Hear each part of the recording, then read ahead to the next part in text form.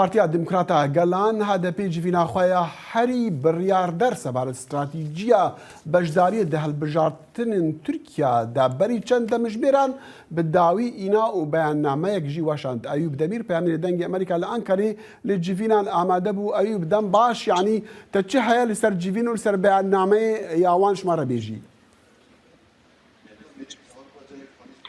دخیل گل دوزا HDP جخوا HDP به سری خو ناکه هلبجارتنی HDP دبن پارتیا چپیا کسکدا و بشتاری و هلبجارتنی به پارتیا چپیا کسک ایرو دانازنا هلبجارتنی یا 2023 وشان armanca strateji û plana wan ya divê hilbijartinê da çi ye bi tevayî diyar kirin. Hevserokên giştî yê HDP Pervîn Buldan û Mithat Sancar bize berdevkin vê partiya kes tevahî gelek kes nêzîkî hemama dusû sêsit kes beşdarî vê civînê bû.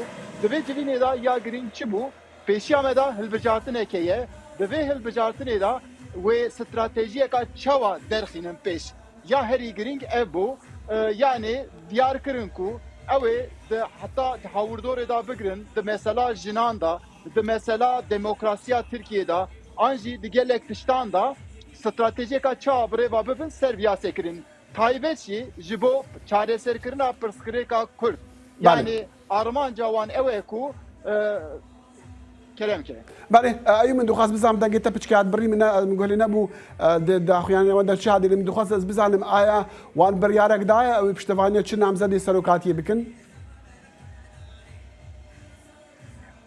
دخیل راستی آن پیشیا نویندا گشتی یا HDP نه نامزدین HDP هماما ادکارم بیجم کو یکو سری لیدان دیارن جوی şundadır ve liste amada bıkın ve liste hani radesti YSK yani lejna hilbijartını ya bilin bıkın o pişti yüzü juhe stratejik çava ve bidin peşi axwe tebahi diya derxinin peş da ali edin da ji rasti karın bejim ku siyaseta Türkiye'de edi grubuni terket peş yani hemu partiyen siyasi jivi şundadır ve derkevin qadan gel hem endam xwebidin nişandayın o hum jî ve stratejiya xwe derxînin pêş. Li vê derê tiştekî din jî rastî HDP êdî sedaset ve li ser logoya partiya çep ya kes beşdar bibe. Ya girîng ew ê ku mesela hilbijarên HDP heya niha HDP dinasîn ve jî şundatir ve bikaribin ew ê bikin an jîna ana danasîna biya dikin îro civîna ku li vê derê Enqereyê te çêkirin jî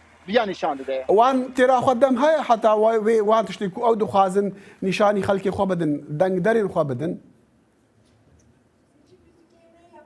Ji xwe ji 48 roj ma ji bo hilbijartinê dem zêde dirêj jînîne rastî ji bo HDP yani hilbijarên HDP dikarin bêjim ku yani hayê wan ji xwe heye yani demên berê da jî gelek partî hatin girtin cîwan tiştekî din hatin ketin hilbijartinê dîsa dengê HDP çû sandiqê wisa diyarê ku yani partiya çep ya kes jî ve wexta ku beşdar bibe ji bo HDP zêde kesê dernekeve lê dîsa jî HDP bir alîda xebatên xwe didomîne. بله ایوب دمیر پامنیدن گمری که آجان کریم من را بگل که سپاس